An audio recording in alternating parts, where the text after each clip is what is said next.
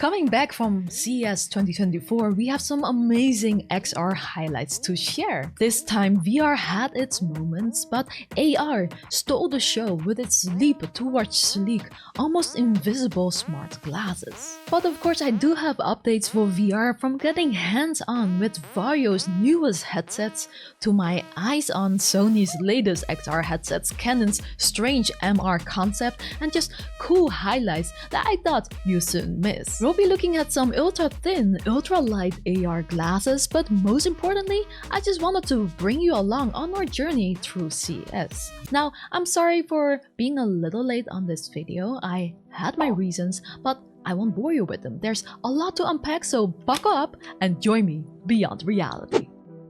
Right out of the gate, Sony surprised us at CES 2024, making quite the entrance. They didn't just walk on stage, but drove in with a car maneuvered by nothing but a PS5 controller. For demo purposes only, of course. Now, that wasn't even the surprise. Just when I started to worry that Sony might be taking a back seat in VR, given how quiet it's been in the PSVR 2 content landscape, they pulled the curtain back on an enterprise XR headset, powered by the just announced Snapdragon XR2 Gen 2 Plus chip. This announcement came right after Qualcomm's unveiling of the chip only 3 months after the XR2 Gen 2 release, which powers the Meta Quest 3. But let's be clear, this new Plus version isn't a successor. It comes at a higher price with a GPU that's 50% faster and a CPU that clocks 20% more. It's for premium headsets like Sony's new XR headset, which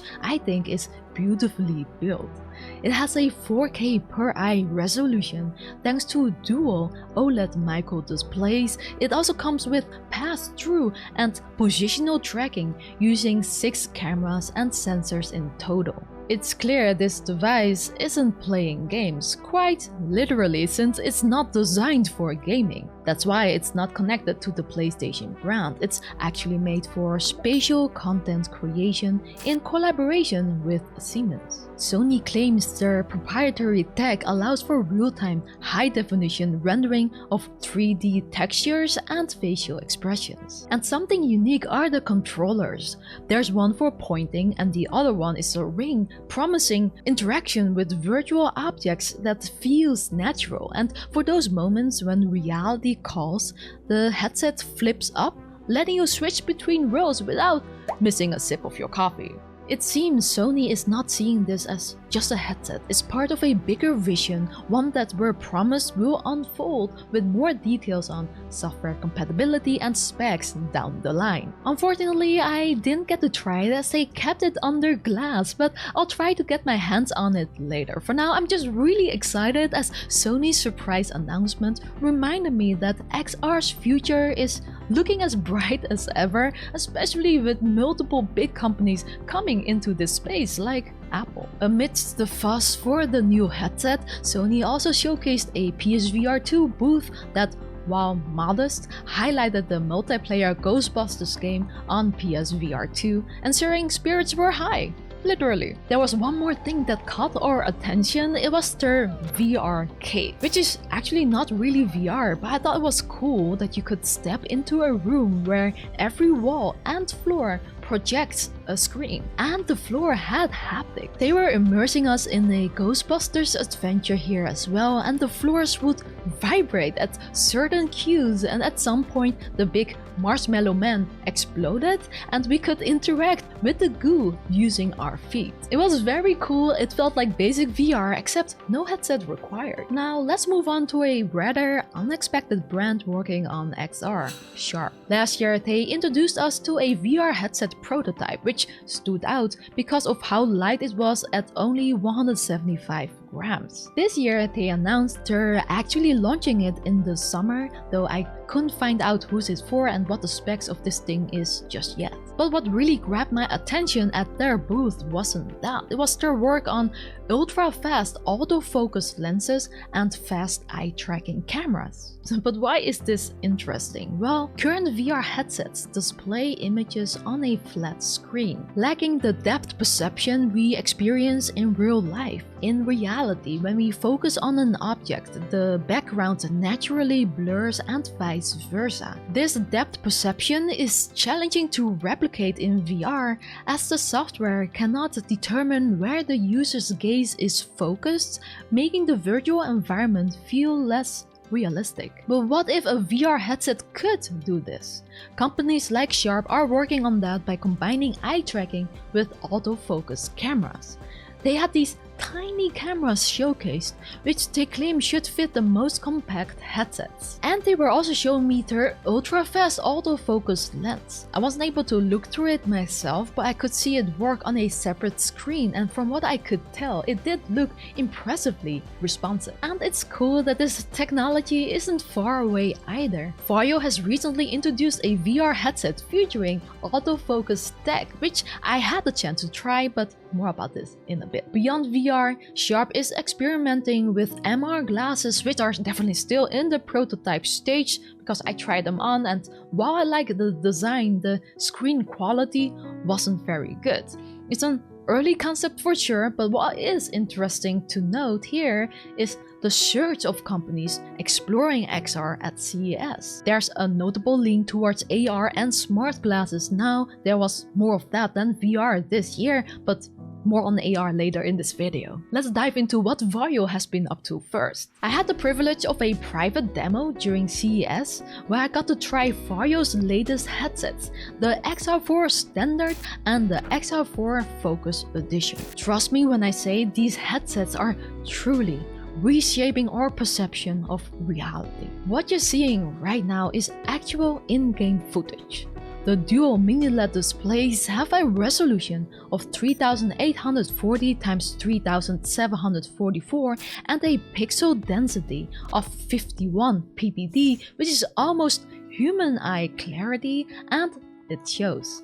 The visual clarity and the vibrancy of colors is nothing short of breathtaking. It's so damn sharp you could read the fine print in a newspaper lying on a digital table. But what Varjo has always been good at is their pass-through technology. This time it uses 20 megapixels cameras that deliver 33 ppd, and while Varjo told me the software is still early here, I was impressed. Varjo had a cool demo that seamlessly merged the digital and the physical by opening a portal to the real world while I was in VR. The clarity here is what made it feel reality bending, but that isn't even what I'm most excited about. Let's talk about the XR4 Focus Edition. This one has one main upgrade, which is its 51 ppd pass-through, complemented by autofocus technology. This ability to focus naturally within the virtual environment, mimicking real-life eyes, like I explained before, really does enhance the believability of a VR experience. Now, the current software is early, so it had its fair share of visual artifacts and a slight delay in response, but Varjo said that's going to be fixed. I can't wait to experience that, as I think it's going to be a leap towards achieving true immersion. But yes, these headsets come with a hefty price tag, so it's definitely not something many will buy. But I like looking at them as they show us the future where such features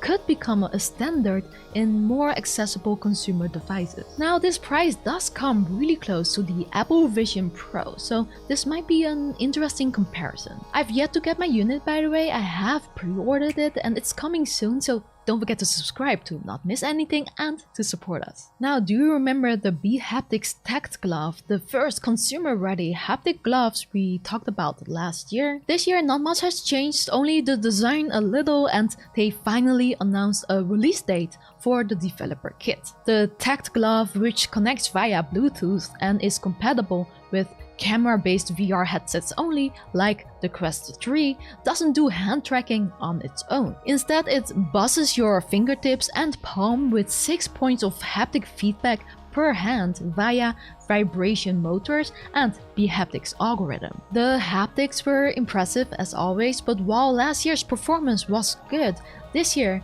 the crowded event caused some Wi-Fi interference which affected tracking. But Haptics reassures that it will be smoother in a less congested environment, so I'm looking forward to giving it another go at home later. The decked glove is hitting the market this month at $299 but note it's mainly aimed at developers for now until there is more native support. At the Pimax booth, I found Preydog's Unreal Engine VR mod that they had set up with the Pimax Crystal headset powered by a 4090 GPU. This mod allows for playing Unreal Engine games in VR, including full stereo, 3D and 6DoF tracking, and some titles even support motion controls. This means thousands of games are now playable in VR. The mod has been out for a while now and it's free to download, link is below, but it was my first time experiencing it. I played Atomic Heart and Returnal,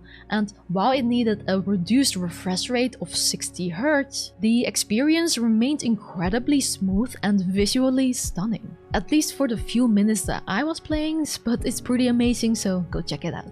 What's more, Pimax showcased their AirLink, a 60G wireless module designed for playing PC VR games without the tangle of cables on the Crystal. The cable you see here was just for charging, by the way. Yeah, I know, very confusing. But my test runs with Aircar and Kayak VR under a tent to prevent interference has a slight resolution dip but maintains stable and really impressive visual quality. A pretty impressive feat. Gotta say though, while Pimax's innovations are promising as always, it's probably wise to wait for more reviews post-release before buying, although I'm really impressed that they got this working. Then I went to Ultraleap, the ones behind one of the best hand tracking technologies.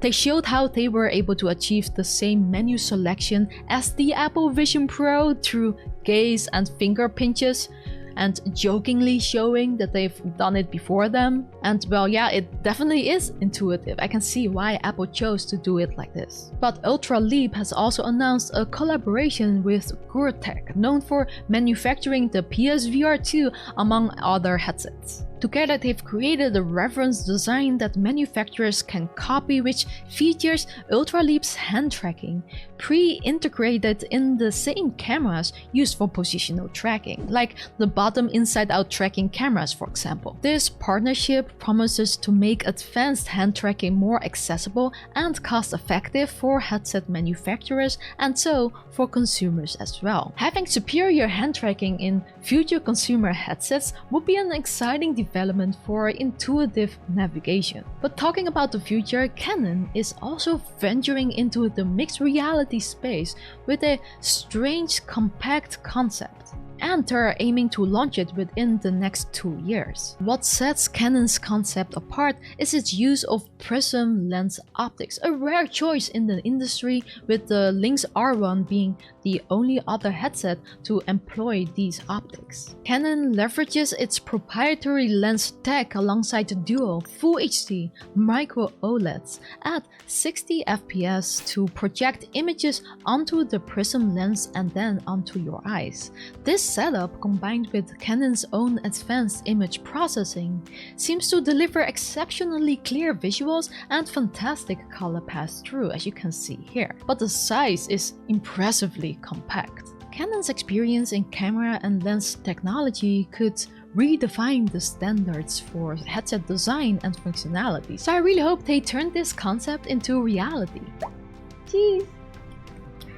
Now, Shiftall, originally a Panasonic venture but now sold off to Tokyo-based Quick and River, was there to show off their VR hardware innovations. Shiftall is known for niche consumer devices, from the Megan PC VR headset, Haritora X wireless body trackers, Flip VR motion controllers, to this strange Mutok soundproof microphones. So last month, Shiftall unveiled the Megan X Super Light, alongside next-gen Haritora X and Mutok. I got to try the Super Light, which is now slated for a 2024 release. It promises the high-resolution display of its predecessor, so dual 2560 x 2560 pixels 1.3-inch micro OLED displays at 120Hz, but in a lighter frame, nearly half the original's weight at about 200 grams. And yes, it felt super comfortable and looked great. I think this positions it as a contender against premium VR headsets like the Big Screen Beyond. I do have to note her previous headset has never been released, so whether we'll actually see a release remains to be seen. I also got to try the Flip VR controllers, which have this unique design that allows you to quickly flip it back and forth to free your hands for other stuff. And it works well, plus I just love how cyberpunk this looks, though they require a bit of a learning curve. Before we dive into some exciting AR innovations, let's wrap up our VR segment with the brilliant mind behind Oculus Air Link, Amanda Watson. She's now unveiled Citra VR, a 3DS emulator ported to Quest. I tried it by playing one of my all-time favorite games, Zelda Ocarina of Time, and I think it's pretty impressive as the game is automatically upscaled and rendered in 3D, a feature the Quest handles natively. Unfortunately, it's impossible to convey what the 3D looked like through a flat video like this one, so all I can tell you is that it surpasses what I've actually seen on the actual Nintendo 3DS. Keep in mind, performance may vary across different titles, but Citra VR offers a unique opportunity to revisit classics in a new dimension. It's available for free, I'll drop a link below, give it a try and let me know what you think. Time to close the chapter on cameras, which is kind of like what the VR headset is like, and let's dive into our AR highlights at CES. Xreal stood out with its new Air 2 Ultra glasses, which they claim to present an affordable yet advanced alternative to the Apple Vision Pro. Xreal glasses project a big virtual screen in front of you for various use cases. The Air 2 Ultra is their newest iteration and priced at $699.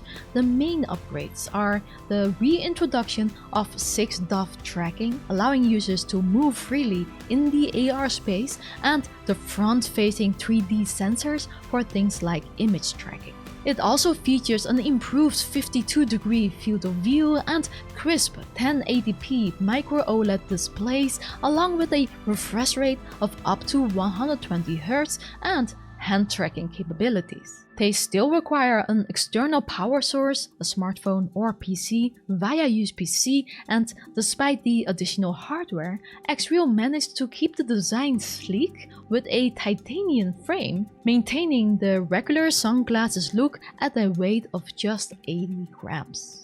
To show off the 6DoF experience, they could only show me a concept demo where I got to navigate a massive virtual desktop, social media windows, and watch a movie. I could also scan AR discs to switch between various profiles. It's unfortunate to note that the 6DoF experience is only compatible with the Samsung Galaxy S22 or S23.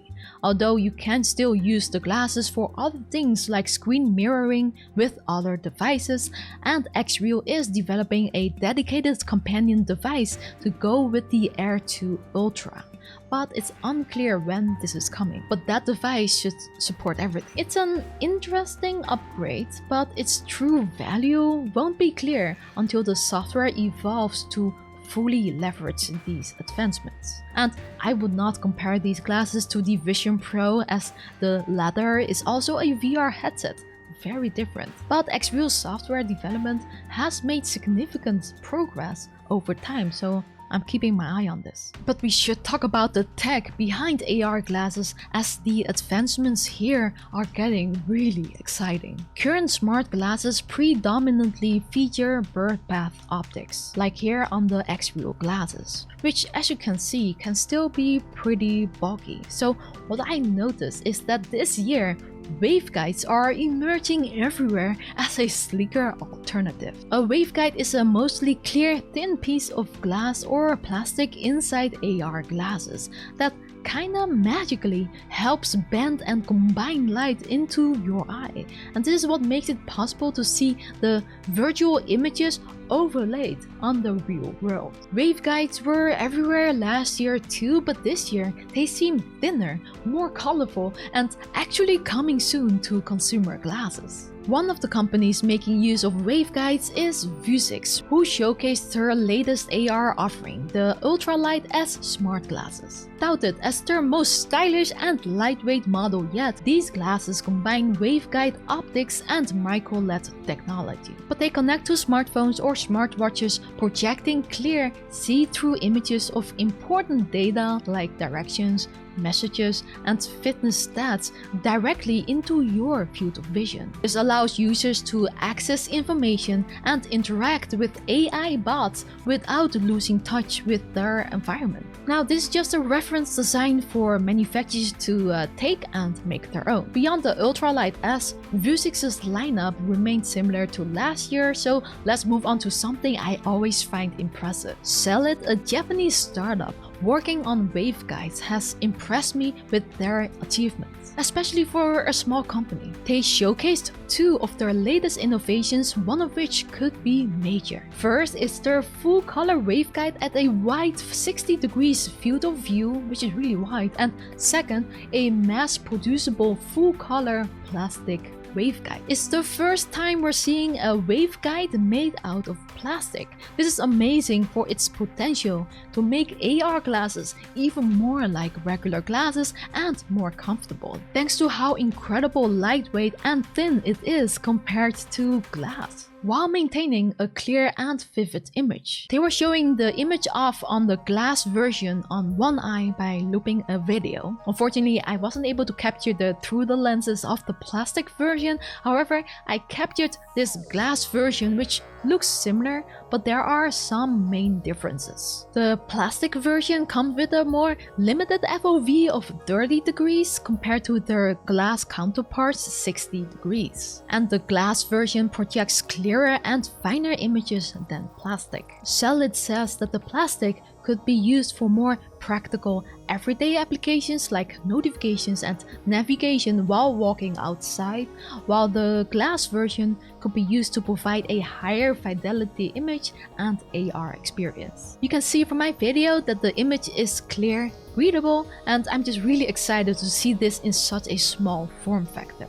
A few years ago, this seemed unthinkable, but what's even more exciting to me is that it's actually getting real, because simultaneously TCL is already set to launch the first consumer AR glasses that uses waveguides. This is the Ray Neo X2 launching soon on Indiegogo. These glasses have micro LED displays with two waveguides for a binocular full color experience. Lots of fancy words, but it basically means there are two waveguides, one for each eye, so you get a stereo image, which is a more natural experience than having just one. And because it uses waveguides, the glass is super thin. Now the frame is still pretty bulky because it not only connects wirelessly to smartphones, but also operates as a standalone device powered by the Snapdragon XR2 Gen 1 with 128 gigs storage. And it's pretty awesome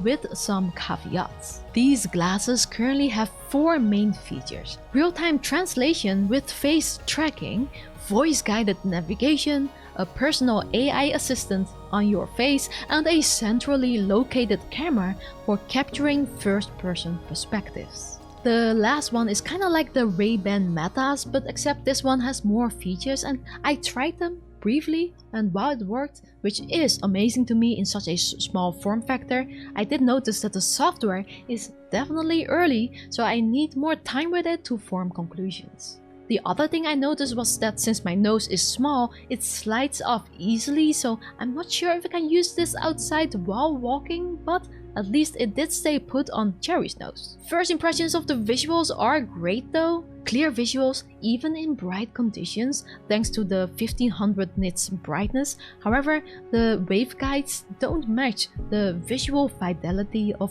birdbath optics in terms of clarity. This might not matter though, as the Ranio X2's focus is on enhancing everyday practical tasks or outdoor activities with digital overlays, not for watching movies or overlaying monitor screens. So TCL gave me one to bring home for review purposes, so I'll report back with my full thoughts later. Feel free to drop any questions below and I'll take it into account for this video.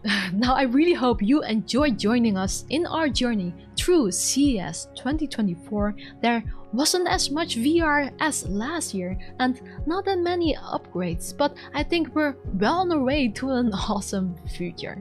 Stay tuned for an upcoming video this Friday where we'll dive into 5 more XR highlights from CES, but then from one standout country. So tell me, what XR highlight was your favorite? Let me know below. And very soon we'll also be diving into the Apple Vision Pro, so don't forget to subscribe to join us beyond reality. And if you like this video, Milky Way and Cherry sends their thanks too.